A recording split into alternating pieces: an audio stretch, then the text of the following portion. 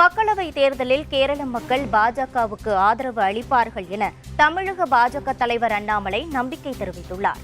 நாடாளுமன்ற மக்களவைத் தேர்தலில் கேரளாவில் போட்டியிடும் பாஜக வேட்பாளர்களை ஆதரித்து பிரச்சாரம் செய்த பின்னர் செய்தியாளர்களிடம் பேசிய அண்ணாமலை, கடந்த 10 ஆண்டுகளாக பிரதமர் மோடியின் நல்லாட்சியை பார்த்துள்ள நாட்டு மக்கள் மோடியின் ஆட்சி தொடரவே விரும்புவதாக தெரிவித்தார். இந்தியா கூட்டணி கட்சியினர் அதிகார பசியால் ஒன்று கூடி உள்ளதாகவும் பேராசை கொண்டவர்களாக இருப்பதாகவும் அண்ணாமலை விமர்சித்தார்.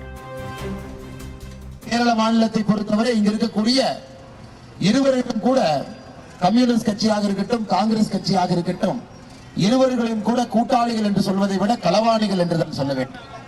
காரணம் 2004 14 வரை இந்தியாவை எந்த அளவுக்கு கொள்ளையடிக்க முடியுமோ அந்த அளவுக்கு கொள்ளையடித்திருக்கிறார். 2004 14 வரை பார்க்க இதே கூட்டணி அங்கே இருந்தது. டெல்லியில இதே கம்யூனிஸ்டும் இதே காங்கிரசும் 10 ஆண்டு காலம் ஆட்சியில் இருந்தாங்க.